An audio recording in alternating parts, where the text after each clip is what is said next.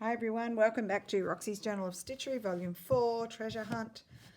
So today what I'm going to do, I won't continue working on my lace because I'm happy with how this looks. But what I'm going to do is I'm going to start adding some extra treasures here and there. So bits and pieces to give it that kind of treasure hunty feel, that sampler kind of look. Yeah, so that's what I'm going to do. So I've been playing around with a few pieces. Firstly, I really love hexagons. So I've made some little hexagons in the colours that I'm using. I'm not going to sew this one on tonight because it will take too long. It took me a while to put these together, but I'm just going to show you what I will do. I'll show you how you stitch them in a sec, but I'm not going to do the full thing. So I'm thinking of doing just the normal sort of hexagon flower pattern, spacing out my reds and my blues. Got that one there and that one there. So I'm thinking of doing a little flower hexagon, and then I might do some stitching around it. I love hexagon, that's my favourite quilt pattern. And then just seeing if I'm on camera, I am going to stitch my little French general selvage there. And this is a old piece of trim that Rach gave me. So I think that might go there with, I'm going to have to cut that down a little bit, but that's going to go there. Then the little treasure, the one I showed when I did my mood board, that's going to go somewhere. And then this was a badge. I've taken the clip off, and I'm just going to start building up my treasures. So that might go there. So there's going to be random bits and pieces. And I have to show you, just let me find it, it's just here in my box. So this is my lovely treasure. Our friend Pam sent Mum, Rach and I a little treasure for each of us to stitch on. And I'm going to think about where I might like to stitch that, and then I'll build up the treasures, extra treasures in between. So I just wanted to show you Pam's beautiful little treasure in the right colours. Thank you, Pam. Okay, so tonight all I'm going to do is I'm going to start sewing down some of these bits and pieces to give you an idea. I might just start off showing you how you stitch a hexagon. For all you quilters, you'll be experts at this. So just getting a needle and thread. I'm just using a thin silk cotton, but normally you just use normal cotton. I'm using this because it's threaded, so I may as well. So all you do, now you can get, just looking for my clips. Where are my clips? Do I have any? You know the Wonder clips? Just seeing if in next to my buckets next to me I've got any of my Wonder clips. Oh, I have so many things. Do I have any next to me? I thought I did, but I can't see any. You know the clips they use in quilting? You can sort of hold your selvage in. Oh, here's one. These kinds of things. These clips are awesome. So we'll start with the middle. And what you can do, you need to line up the edges, so lined up, and then you can just clip them in place to hold them so they don't move. Or you can just hold them with your hands too. You don't have to use a clip. And then just checking that I'm on camera, so I've got them clipped together. Okay. And then all you do is you come to your edge and you try to capture your two corners.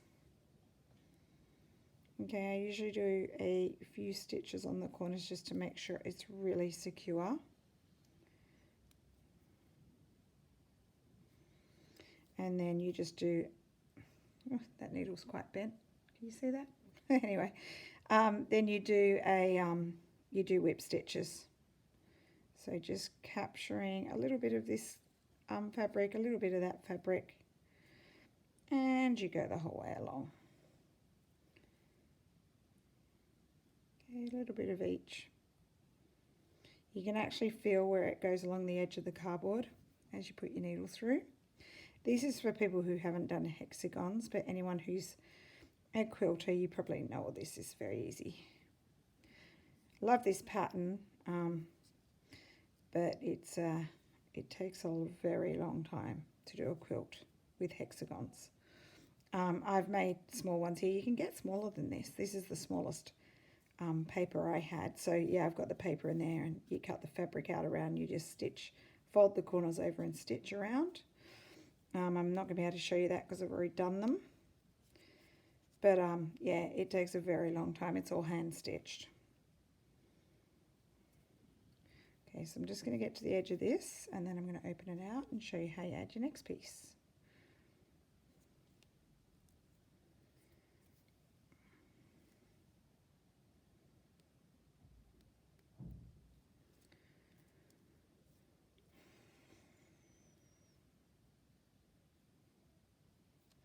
So work is crazy busy already. It's only week 2. We're getting near the end of week 2. I just don't even know how that happened. I feel like we didn't even have a holiday. Feels like ages ago. But so been really busy. Had a heap of year 12 marking to do. That's the oldest boys for people from overseas. And I got that done last night.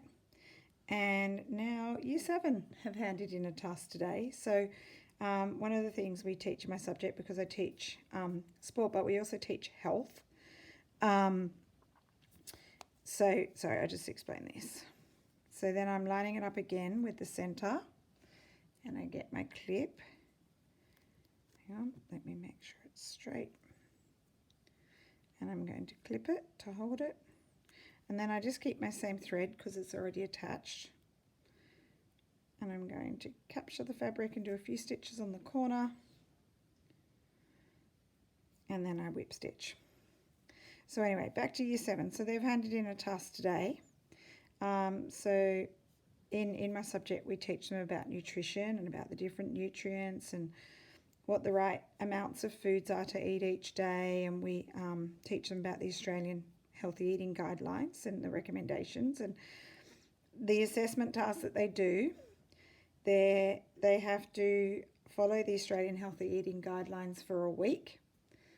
So that would include eating things like, 5.5 serves of veggies a day, and so on. That's probably one of the hardest things. It probably is the hardest thing they have to do, is to eat a lot of veggies.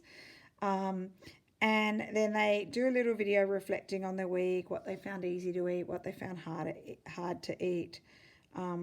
If they had any little mistakes and ate the wrong types of foods, they talk about that and how they could change it for a healthy option. So that's a little video at the beginning, and then they do a second video where they have to make dinner for their family. So they have to again follow the recommendations from the Australian government about what you should eat for a healthy meal, and they make dinner for their family. So they make a video of that. They show, they talk about why they selected their meal. They show the ingredients that they get. So, a lot of the boys will go down to the supermarket with their parents and they'll buy their ingredients. They will sometimes follow a recipe, or their parents will teach them how to cook a meal. And they show preparation, so cutting up veggies and preparing meat and whatever they're doing. And then they have to show us cooking. So they do a variety of things. We get things cooked in the oven, on the stove, on the barbecue. So we do get a variety. And then they have to serve their meal. They show us what their plate looks like. Then they have their meal with their family. We don't need to see that one on video. Poor parents. They don't have to eat in front of us. But then they have to pick a family member to review their meal and give them an opinion about what they thought. And all the family members give them nice reviews. Occasionally you get someone saying, oh, the carrots were a bit too crunchy. They need to be cooked a bit longer, or something like that. One year I had a boy do it. He was making a smoothie for dessert. Funny dessert. But anyway, he put it in the blender and he forgot to put the lid on. And he filmed himself turning it on without the lid on. It went everywhere. But anyway, a lot of the parents will say that their sons have never cooked a full meal like that, and they absolutely love this task because quite a few of the boys end up enjoying the process and start cooking, once every now and then, or even once a week, some of them. I even had one boy last year no, it was the year before, a couple of years ago, who literally made like a 4-course dinner with dessert. It was pretty cool. So anyway, it's a great task. The parents love it. And the boys enjoy it too. All right, so you can see that this is my centerpiece. And what I would do is I would continue to add them. And then I have to stitch up the gaps. So the way you do that, I won't stitch because my thread's over here. But all you do is you just fold it the other direction. Clip them together again, and I'd stitch along there. And then it ends up looking like a flower, the hexagon flower. Okay, so you get the idea for that one. I'll leave it threaded because I will keep stitching that. So what I think I'm going to do is I'm going to stitch my little patch down, just using a dark thread. Hello, kitty. She's talking. Can you hear her? I'm just going to stitch it down here. I'm going to move these because they're going to go everywhere. So if you're doing your treasure hunt the way we are, this is the idea. You have some bigger pieces, and then you start building it up by adding treasures in the middle. So if you remember looking at Pam Garrison's awesome samplers, you can do stitches, it's like doodle stitching. You just like you do when you do art journaling and you do little mark making. You can do that with thread. So I'm going to stitch a lot down, and then I'm going to do some of the doodling stitching, some of the embroidery, some different techniques here, there, and everywhere. Okay. So I'm just going to hold this with my hand. It's going straight onto my tea towel. Later on, I might decide that I want to use a coloured thread, like maybe a red perlé or something like that, and do the stitching so you can actually see it. But this will just hold it in place for the moment. Okay, so go out there, find some of your awesome buttons, and use your beads, and if you've got a shirt with a hole in it, but you loved the fabric, you could put some of the fabric on, whatever you want. Just have some fun, play around with it. Okay, I'm just trying to keep this straight.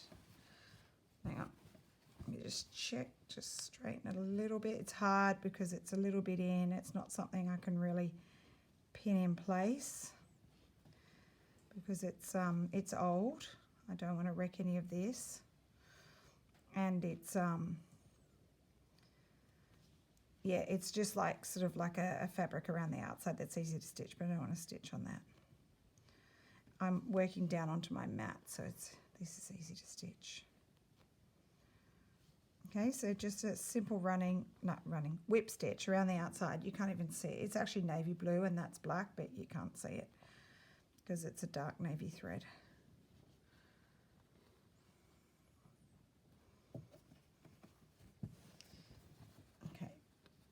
Just trying to hold it in place. Makes it easier to stitch. Just going to have a look at my own camera. Yes, I am. Let's put my hexie over there.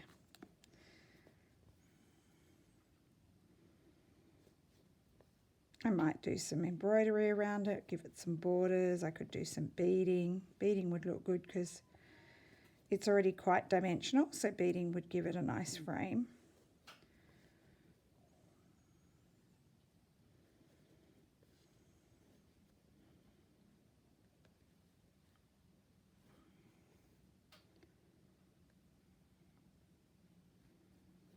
Don't even have to be neat, you can't even really see it. Okay, I'm almost done. Oh, just turning myself around. Finish off this last bit.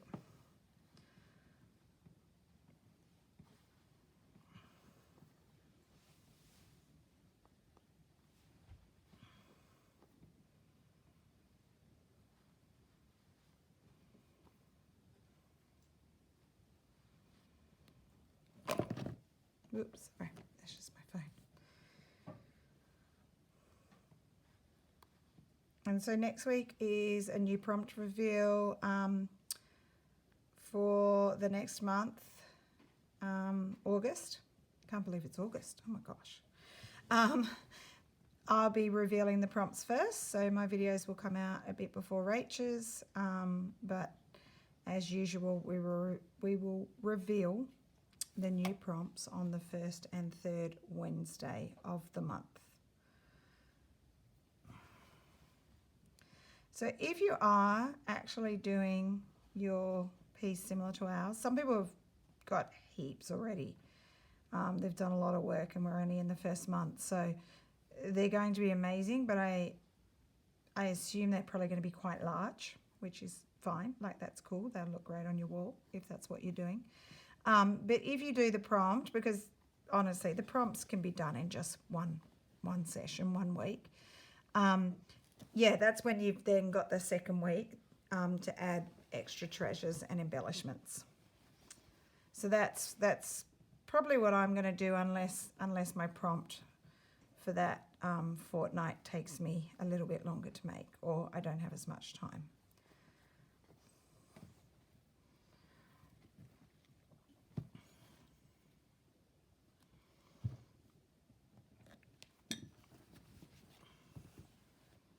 Okay, so there's my little treasure with a little rampant lion. Okay, so I think I'm going to stitch, just get you up on screen, I'm going to stitch this old trim in place. I just want to stitch it below there so you can see that running stitch. I'm just thinking, I think I need to go get a thread that will suit that blue so it blends in a bit. Yeah, so I'll be back in a sec. Okay, I'm back. I actually just stitched that down just using an old thread, blue thread, which kind of blended in a bit. Now I want to stitch this little brooch down, and I was thinking I'm going to use this. This is actually a really old metal thread. I don't even know where I got it from. Rach, did I get this from you? I have no idea. No, I think it's from Australia, actually. I can see on this thing written under, which would be good for, oh, it's part of an envelope. I know it's metal because I can smell it, the metal on my hands. And it's got a bit of weight about it. I don't know how it's going to stitch, so let's see. So what my plan is with this to attach it is where it's got little loopy bits there and there, I'm going to stitch over them. I'm going to try stitch over that little bottom piece and that little top piece there just to hold it in place. So I think I might position it a little bit further out because I may want to give it a border. Let's come a little bit further out. I'm going to just hold it in place because you definitely can't pin this one. It's metal. And let's see how we go stitching with metal thread. Okay. Oh, so far so good. It's coming through the fabric. I'm going to get close. I might do a couple of stitches actually, just to make sure it's secure. Okay, one done.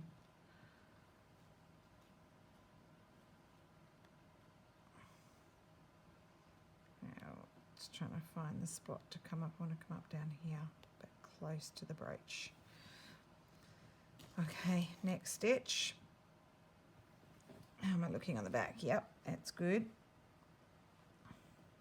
And nice and close to the brooch. And my first stitch has just come off because I moved it. There we go, now it's on. Okay, let me just get it straight.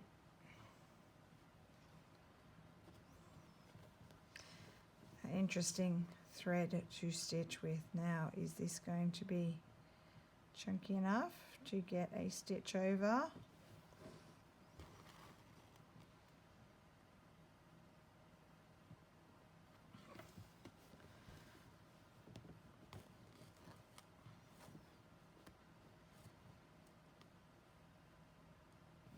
So I want that to come down there. Nope, down there. There we go, pulling it tight.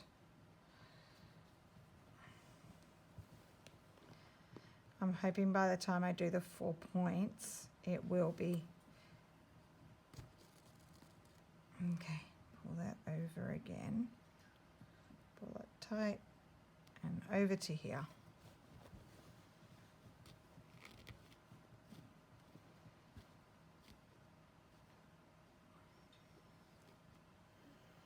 Sorry. Oh, bless you, Jamie. Okay. Okay, nice. Oh, sneezy. Okay, onto this side.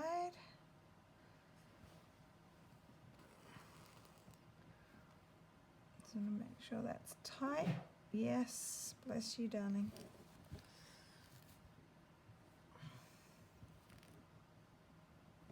Okay. Good thing about the mat, I can go stick my needle right down into it.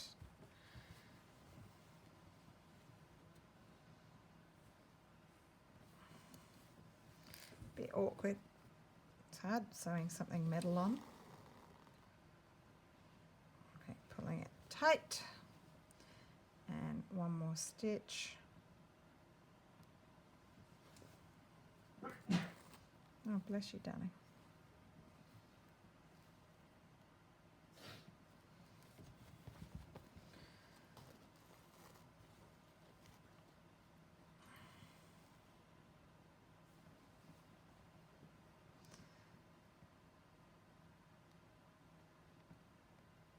Okay, this one, I don't think that little point down there is big enough, so I'm actually going to come across this base bit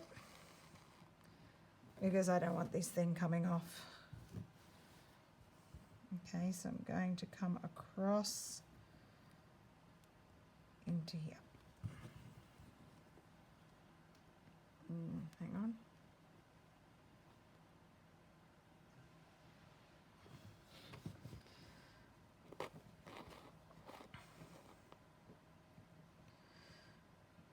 Maybe not the greatest having a thread across it, but at least it's sort of vintage gold and goes along with the theme of the badge, which is probably not old. I don't know. I got it from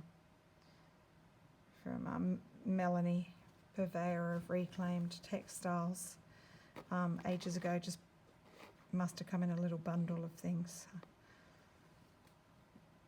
Okay. So I'm hoping that stays in place. Look at my nice diamond shape with the thread, so I might bring it up here and loop it through.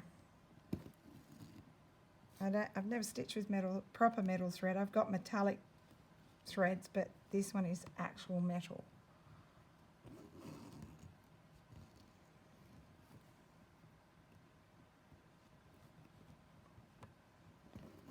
Come through a few times. I think that should be fine.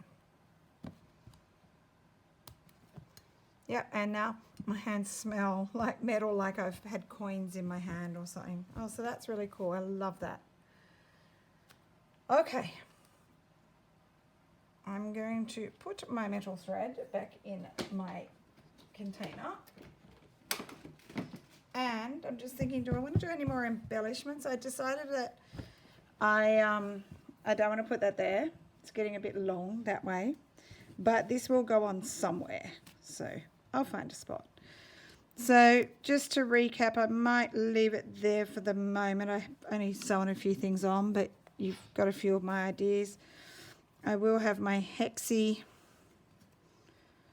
sewn on. There'll be buttons, there'll be embellishing, there'll be embroidery. But anyway, my treasures are starting to build up, which is good.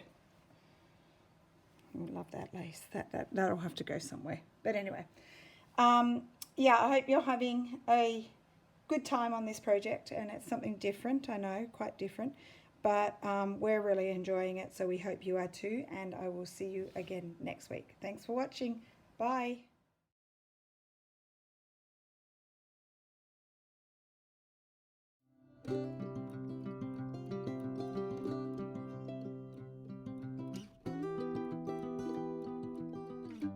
So this little extra treat at the end of the video is an amazing quilt that was at the Australian Quilt Show that I went to recently in the holidays.